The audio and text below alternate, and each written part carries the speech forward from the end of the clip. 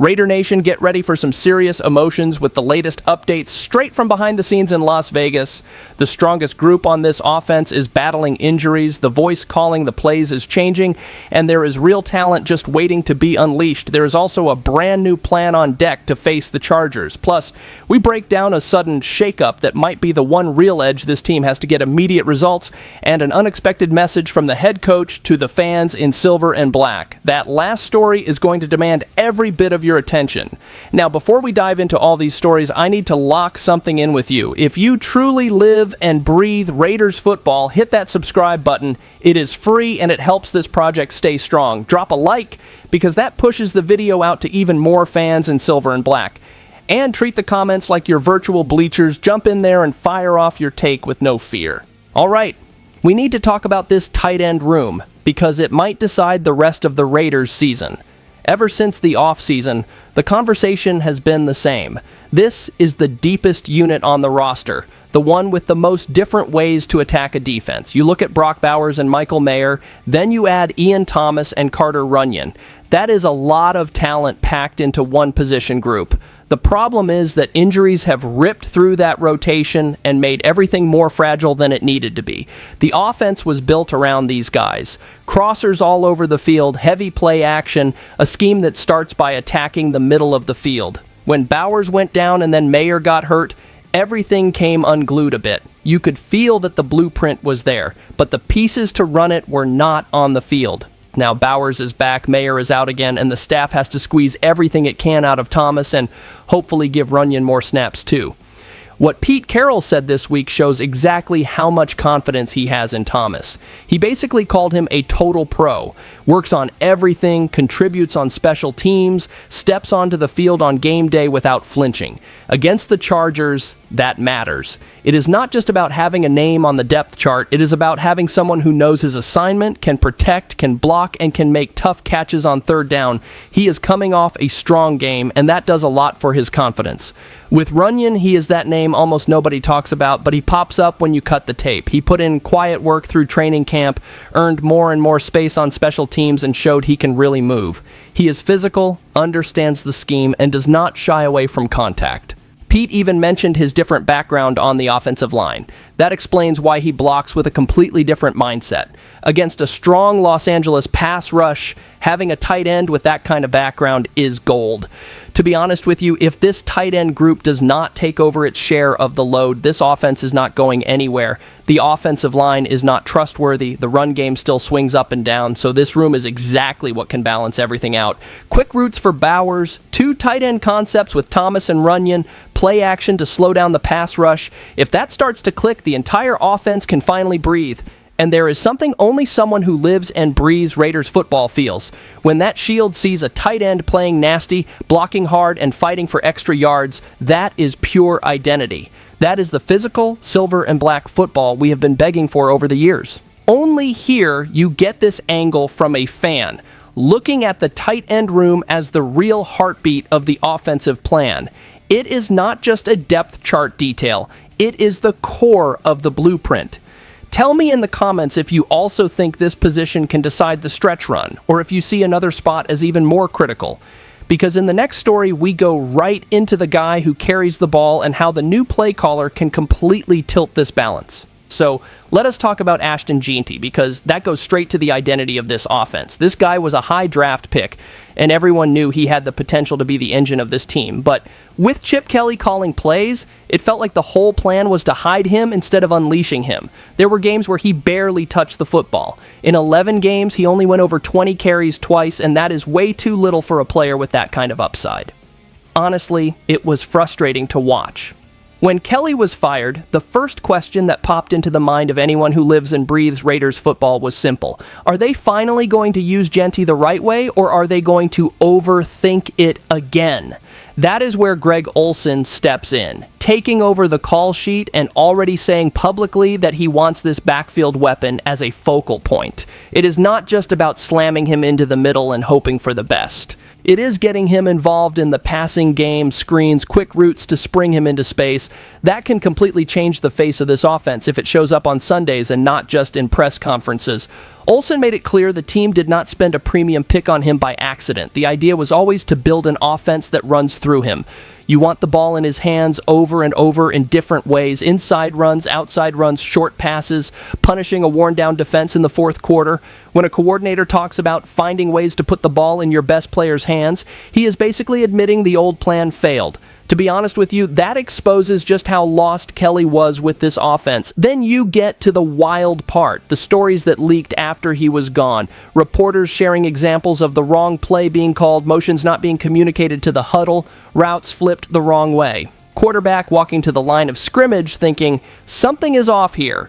That is not just a small detail, that destroys trust, especially in an offense that already had a shaky line and badly needed simplicity to function. When a guy calls a play that was not even installed in the weekly game plan, you kill all rhythm on the spot. It drives me crazy. Now the pressure shifts to Olson. He has to prove he can be the adult in the room. Clean up the call sheet, use Genty as a safety valve, and stop putting Geno Smith in situations where he is throwing 40 passes every single week for no reason.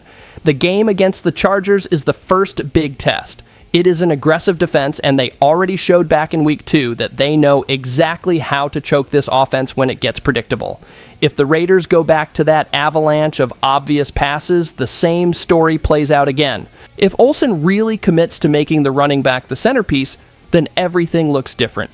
For the fans in silver and black who are tired of watching this offense trip over its own feet, fixing how Genty is used is almost about respect. You cannot invest that heavily in a player like this and treat him like a side character. He has to be a star, especially on a roster that is not overflowing with offensive talent. And the most interesting part is that this shift in offensive mindset connects directly to our next topic, because if there is one place where the Raiders can squeeze out an advantage against the Chargers, it is with the surprise factor that comes from new leadership and the way this offense gets redesigned. There is one thing about this matchup with the Chargers that is not getting enough love: the element of surprise. The truth is that until last week, every defensive coordinator already had the cheat sheet to shut down this Raiders offense. It was the Chip Kelly script, predictable and rigid, easy to read on film. Now, with Greg Olson grabbing the call sheet right in the middle of the chaos, the Chargers do not have fresh tape on how this offense is really going to look. That matters more than people think. Pete Carroll basically said it without spelling it out. When he answers that he does not want to get into details because that is the only advantage this team has, he is telling you that tactics just became a weapon. The Chargers know their roster is more talented. They know that first meeting earlier in the season was way too comfortable for their defense. So any dose of mystery helps. It is like flipping to a brand new page of the playbook and showing things that were not on the week 2 cut-ups. Back in that first matchup, the Los Angeles defense pitched a near-perfect game, pass rush getting home early, the secondary squatting on Geno Smith's roots, the run game with Genty being blown up right at the line of scrimmage. It felt like they had the entire script of what the Raiders were going to call. And honestly, with the way the offense was being run, maybe it was not even that hard to crack. There was way too much of the same look over and over again. Now you bring in that drinking from the fire hose idea Carroll mentioned, this thing of Olson trying to absorb everything at full speed, coaches huddling up, position coaches helping build the plan, fine-tuning communication. To be honest with you, this can go really right or really wrong. When you change the voice calling plays in the middle of a season, it either becomes new fuel for the locker room or it turns into more confusion. From the tone coming out of the building, it feels like the players are buying in. The issue is that the Chargers defense has one guy who can wreck any plan by himself: Derwin James. Carroll was crystal clear there is no way to build an offensive game plan without circling his number in red on the board. He shows up everywhere, blitzing inside, screaming off the edge, playing physical coverage on big receivers, dropping down to blow up the run. If Olson does not have answers for wherever James lines up on every snap, this surprise factor dies fast and the game goes right back to being misery. For Raiders fans spread out everywhere, this game feels like a personality test. It is not just about a new scheme or a couple of hidden plays. It is about showing that this team learned from the tactical beating in the first meeting and that it can adjust even with a limited roster. I want to hear your take in the comments, because this chess match between Olson and that heavy Chargers defense sets the stage perfectly for the next part of the breakdown. That is where we really dig into how this coordinator change is rewiring Geno Smith's mindset and the way he sees this offense going forward. A change in the voice of the offense hits the quarterback first, and that is exactly what is happening with Geno Smith. He spent weeks hearing one thing in the headset, trying to run a messy plan, and now he is going to have Greg Olson literally standing right next to him on the sideline. No phone, no delay, face to face. For a quarterback living in the fire of this Raiders offense, that is huge. When Geno says he expects a bunch of benefits just from having the play caller right there, he is not exaggerating. Imagine taking hits all game long, getting sacked over and over, and still having to decode a chopped up message in your helmet. With the coordinator at his side, they can tweak routes right there on the sideline. They can fix protections during a timeout. He can vent a little and get his head back on straight. It might sound small, but for a quarterback under constant pressure, it changes everything. I feel that watching from my couch. The key is that Olson comes in with the reputation of a guy who has done this job before. He is not an intern experimenting with plays in prime time. He knows the rhythm of a game, how to script an opening drive, how to adjust on the fly, and most importantly, he seems to understand that this Raiders roster has very real limits. You cannot pretend this offensive line is solid. You cannot call deep routes on every third down and hope for a miracle. The intelligence of the scheme has to cover for the weakness up front. That is where it gets painful.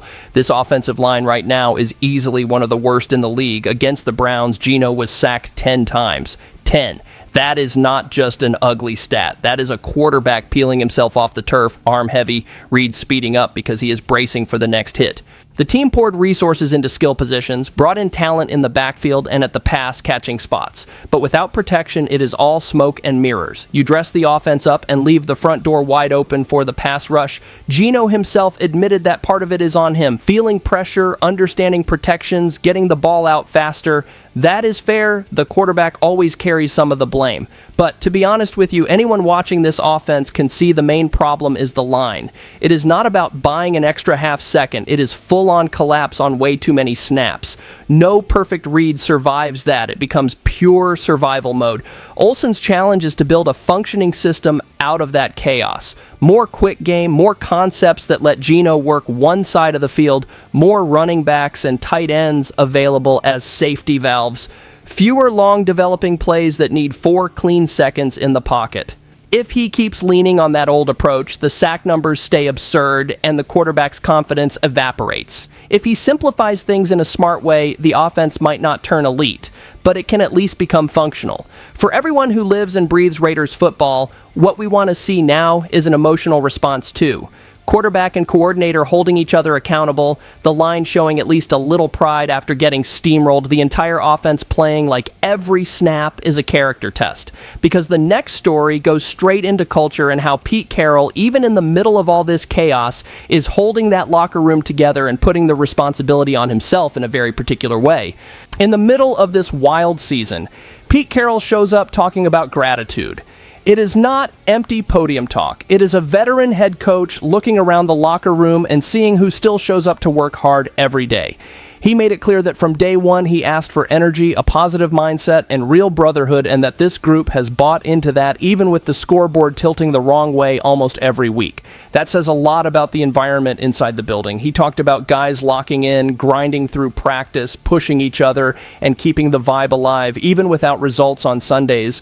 And honestly, that does not win games by itself, but it keeps a season from completely falling apart. There are teams that would have checked out already in the Raiders situation. This one has not. There are still players putting on silver and black with pride, trying to pull something meaningful out of this weird year. I am stuck somewhere between anger and respect. Another thing he let slip is that he knows he is not like every other coach. His way of running practice, the way he talks, the different routines, he even admits it can be a challenge for some players to adjust. And yet he praises the group for buying in. That is culture being built in the middle of chaos. It is not instant payoff, it is a foundation. It is the kind of work you only really see clearly later on. Inside the locker room, the read is pretty similar. Geno Smith said Carroll has been the exact same guy since day one. Same sense of humor, same energy, same edge. He does not flip his personality because they lost 3 straight or because the media is calling for his job. To be honest with you, that shows the Raiders' biggest issues right now are way more about the roster than the locker room. They are short on talent, short on offensive line help, long on holes to fill, but the team still believes in its coach. Geno talked about players grinding in the weight room, studying on tablets, trying to tweak small details to get a little better each week. All of that while a lot of people on the outside are already talking about the draft next season and another endless rebuild. The Raider Nation might be exhausted. I am exhausted too, but it is hard not to respect the guys who keep punching the clock with real professionalism even when the schedule keeps punching back, especially on a team that has stacked some very questionable decisions before Carroll arrived. For everyone who lives and breathes Raiders football, this message of gratitude from the head coach is a mirror. It shows that he sees the effort, that he understands the pain of a bad season, but that he still believes there is a switch this team can flip. The big question now is what the team is going to do with that. Whether this cultural base turns into real change on the field or just becomes another story about toughness in a lost year. And that is exactly why in the next part of the breakdown we need to pull all of this together and look this team's moment dead in the eye. For me, putting all of this together hurts and gives hope at the same time. You see an offense trying to rebuild itself through the tight ends, a running back begging to be the lead actor, and a new coordinator trying to flip the entire script.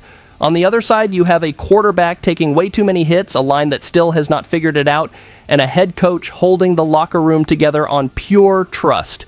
Being straight with you, this is a crossroads moment for the Raiders. Either this silver and black culture turns into real answers on the field, or it becomes just one more story of what almost was. So drop your thoughts in the comments because this space belongs to everyone who lives and breathes Raiders football.